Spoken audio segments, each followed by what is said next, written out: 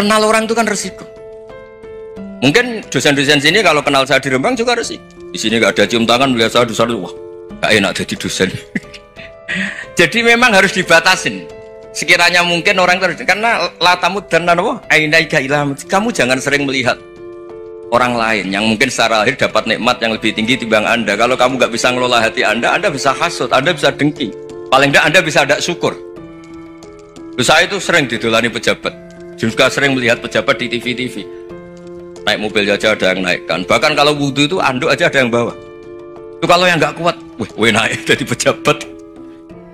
Ya makanya terus konstitusi Kiai itu mengatur, sudahlah mata kamu itu kamu batasin. Jangan melihat sesuatu yang potensi ya, potensi menjadikan Anda tidak nopo syukur.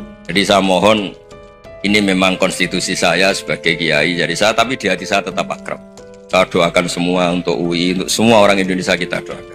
Kita ingin semuanya tambah baik, tambah. Tadi katanya mau naik kelas ya.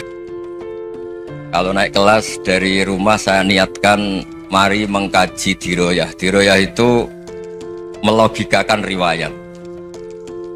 Jadi misalnya kita sering dengar Rasulullah SAW sering ngendikan kalian masuk surga itu bukan hanya berdasar amal, tapi berdasar anugerah Allah Subhanahu wa Ta'ala.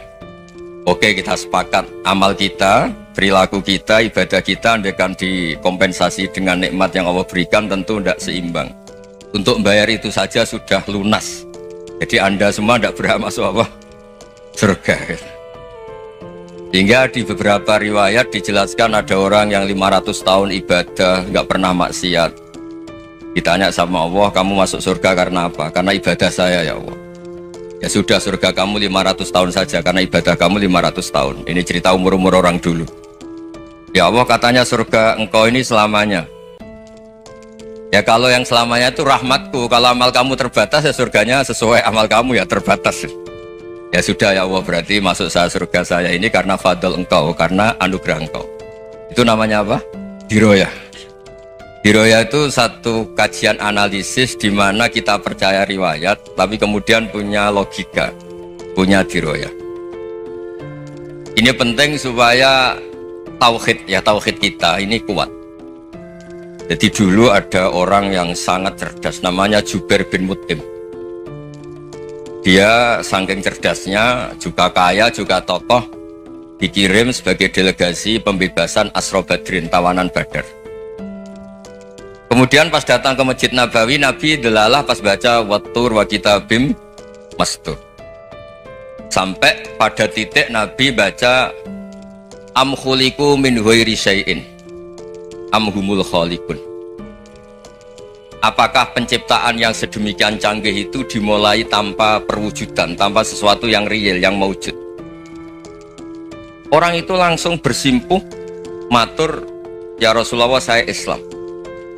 Kada qalbi yadir, hampir hati saya, otak saya, pikiran saya itu terbang. Karena logika yang dibangun ateisme misalnya, kalau alam raya ini dimulai dari nihilisme, berarti logikanya apa? Al-adamu yakhluqu maujudan. Alam raya ini kan maujud, maujud itu ada. Kalau yang lebih dulu itu ketiadaan, berarti ketiadaan menjadi sebab kewujudan.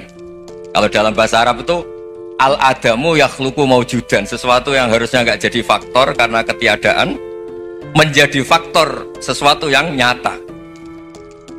Itu kan nggak masuk akal. Ya kalau alam raya ini ada al-adam sing yasbiqu maujudan, berarti alam raya ini al-adamu yakhluqu maujudan, sesuatu yang tidak ada menciptakan yang ada. Dengan logika itu terus kita ngaji, diajari sama guru-guru kita sifat dasar Allah itu maujud, Allahu maujudun qadimun. Terus masuk yang harus distatuskan pertama dari Allah itu apa? Maujud, wujud. Karena dengan wujud ini layak menjadi penyebab adanya alam raya ini. Sehingga ketika kita menolak faham nihilisme atau ateisme, faham tanpa Tuhan, tanpa pencipta awal, kita punya diroyah bahwa tidak mungkin ketiadaan ini menjadi sebab perwujudan alam raya ini. Yaitu am khuliqu min ghairi syai'in. Masa alam raya ini diciptakan tanpa sebab yang nyata, yaitu wajibil wujud. Siapa itu? Allah Subhanahu wa Ta'ala. Begitu juga menyangkut sholawat. Orang boleh beda pendapat tentang redaksi sholawat. Ada yang sholli ala Muhammad, ala Sayyidina Muhammad, Nabi Muhammad. Monggo lah masalah redaksi saja. Tapi setelah dianalisis, Nabi itu Pak Rektor jadi Nabi setelah Nabi Isa saking dihormatinya sampai dituhankan. Juga jadi Nabi yang ada cerita masih hangat, orang Yahudi itu bunuh Nabi. Jadi yang satu mendudukkan Nabi sedemikian tinggi sampai kayak Tuhan, yang satu menjatuhkan Nabi sedemikian rendah sampai dibunuh. Kayak apa susahnya jadi Nabi Muhammad SAW. Kemudian dengan gampang Hadaddin agama ini bikin syariat yang bernama sholawat. Redaksinya monggo lah sesuai tradisi masing-masing. Allahumma sholli ala Muhammad, Allahumma sholli ala Sayyidina Muhammad, ala Nabiyina Muhammad, monggo. Tapi yang jelas redaksi ini kalau didiroyah dikaji, Allahumma itu Tuhan, Tuhan itu pemberi. Wa Muhammadun wa in jalla qadruh abdun min ibadi. Muhammad apapun tinggi derajatnya tetap berstatus hamba. Sehingga agama ini terjaga oleh syihotus sholawat. Agama ini terjaga oleh redaksi sholawat. Yaitu Allah tetap pemberi sebagai Tuhan yang nggak tersaingi, la syarikalah. Rasulullah Muhammad wa in jalla qadruh, apapun prestasinya, bisa mi'raj, bisa apa saja, tetap seorang hamba yang butuh muhtajun ila rahmatih. Jika redaksi Allahumma sholli ala Muhammad ini mengukuhkan yang Tuhan tetap Tuhan, hamba pilihan tetap hamba pilihan. Tentu dengan redaksi ini kemudian kita mendudukkan Nabi benar-benar posisi terhormat, yaitu orang yang paling berhak dapat askat tahiyat, mendapat penghormatan Allah paling tinggi, yaitu Rasulullah Muhammad SAW. Dan itu diulang-ulang oleh Allah. Subhanalladzi asra bi abdi. Status hamba ini diulang. Lagi-lagi ini bernama diroyah. Bernama apa?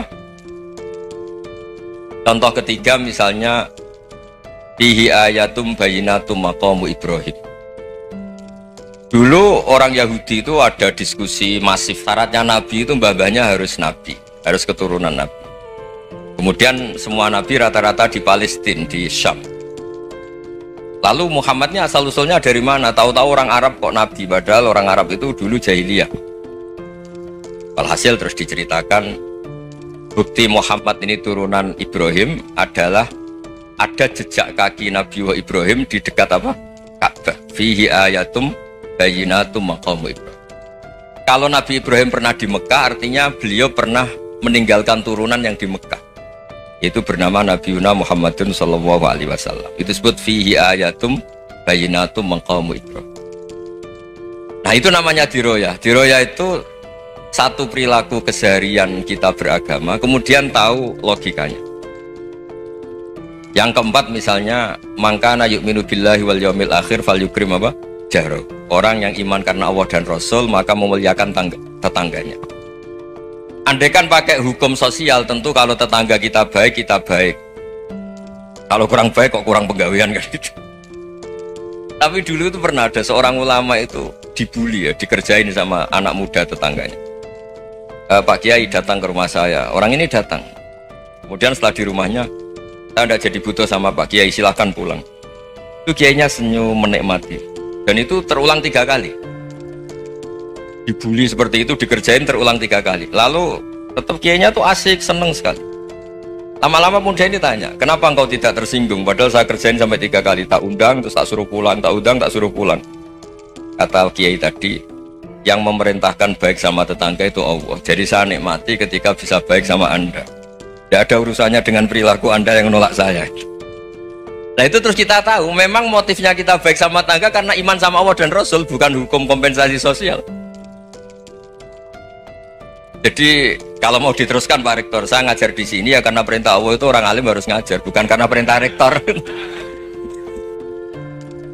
Kalau diteruskan. Ya saya mohon juga gitu, para dosen, para karyawan di sini kalau nggak khianat dengan UI itu karena takut sama Allah, jangan takut sama rektor. Kalau Anda baik juga karena Allah, jangan baik karena apa? Rektor. Bagaimanapun ya semua kita ini makhluk. Makhluk itu la yadurru wa la yanfa. Begitu juga melihat Indonesia. Melihat saya ini kan ikut di UI itu lama sekali, ikut sama Profesor Zeni, dari Profesor Zeni nulis tafsir. Mungkin Pak Hersoyo tahu banyak, dulu Pak Lutfi ya tahu banyak. Tapi saya memang nggak pernah terbuka karena ya memang nggak ingin sebenarnya. Kondisi ini kondisi darurat. Sehingga saya tahu cara berpikir Profesor Zaini, ya tahu komitmen beliau pada UI, dan pendiri UI memang ya banyak yang dari tokoh NU, Muhammadiyah, dari tokoh-tokoh ormas yang lain, memang didirikan banyak orang. Hingga UI memang nggak milik ormas apa tertentu. Dari satu sisi memang baik, nggak dikuasai ormas tertentu, tapi nanti kalau keterusan ya nggak berbentuk.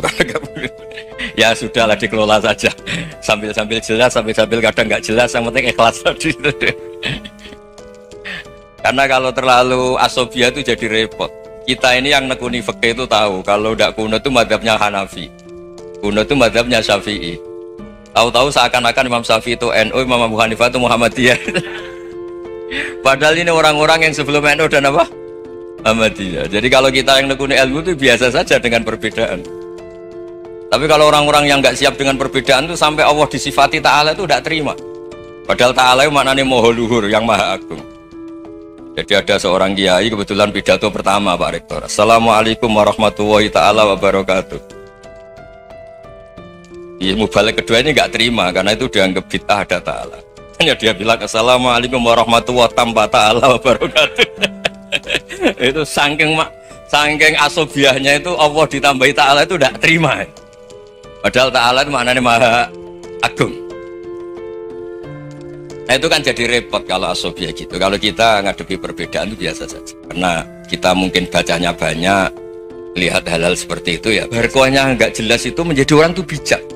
Ini sekarang nakal, jangan-jangan nanti jadi orang baik. Yang sekarang baik, jangan-jangan suatu saat jadi tidak baik. Semua orang introspeksi. Nggak ada jaminan kalau kita sekarang baik akan baik terus. Nggak ada jaminan kalau kita sekarang buruk akan buruk terus. Sehingga terus banyak kiai-kiai bijak tuh memang lahirnya nggak tegas, tapi nggak tegas itu yang menjadikan bijak, karena sama-sama mungkin. Itu yang disebut laisa laka minal amri syai'un aw yatuba alaihi wa yu'adzibum, itu tidak wilayah kamu. Ketika Allah mengomentari orang munafik juga wa yu'adzibal munafiqina insya'a aw yatub, bisa saja ada yang disiksa, bisa saja ada yang dikasih tobat. Karena pola yang kita analisis itu semuanya menurut kita, bukan menurut kemaslahatan orang apa. Saya punya sekian contoh cerita. Orang yang sowan kiai baik-baik, mungkin bawa gula atau salam damla, tidak tahu lah. Itu tidak mesti jadi wali. Tapi Kalijogo yang kenal Sunan Bonang, itu kenalnya itu karena ingin begal. malah jadi wali deh. Tapi tidak usah dicoba. Umar itu nyari Nabi itu mau dibunuh. Tapi malah tobat jadi orang baik. Jadi ini penting ngaji ya, supaya yang tidak tegas itu, tidak jelas itu kadang baik. Nah termasuk saya juga termasuk dia yang milih tidak jelas. Saya sering gojlok gini, Fajar Hadili ini murid-murid saya sering saya gojlok. Kalau semua sistem pendidikan kayak kampus, kayak UII, kayak UIN semuanya, itu sistem yang bagus karena tertib, jam kuliahnya jelas, mata kuliahnya jelas. Kalau di pesantren itu Pak Harso itu nggak tertib, tapi justru itu enak, ketemu di jalan orang berani tanya. Nah ini kalau mbak-mbak misalnya menstruasi, mau belajar haid nunggu semester berapa baru tahu. Itu bisa sekian tahun nggak sholat karena nunggu pelajarannya baru diterangkan. Mau haji juga gitu, nunggu mata pelajaran haji. Kalau nggak jamnya nggak mau dosennya ngajarin. Nah, kalau kiai kan nggak, ketemu di jalan tanya dijawab. Jam berapa juga dijawab. Artinya Indonesia itu berkah, ada sistem kampus yang tertib. Ya semoga termasuk tertib gajinya. Tapi tertib gajinya itu juga sebenarnya rugi. Saya sering ada pegawai negeri Gus, tolong doain saja di PNS enak saja.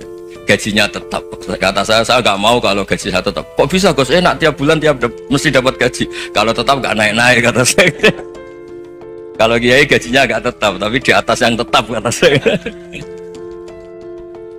Artinya Indonesia itu berkah. Kalau semuanya pakai sistem pendidikan setertib ini, orang mau tanya haid ya nunggu pelajaran haid. Bab haji yang nunggu pelajaran haji. Tapi kalau ketemu kiai itu enggak, ya semuanya. Saya pernah di pasar, Gus mau tanya apa? Anak saya keluar darah terus gini-gini, padahal biasanya haid hanya 7 hari gini-gini. Ya sudah, kembalikan ke biasanya, rudat ilal adat. Itu enggak usah sowan ke rumah, juga enggak registrasi dulu, enggak daftar dulu. Ya ini enggak nyindir cerita saja, supaya ini bukti koalisi beneran. Jadi saya yang kiai nggak tertib jam, koalisi sama yang tertib jam.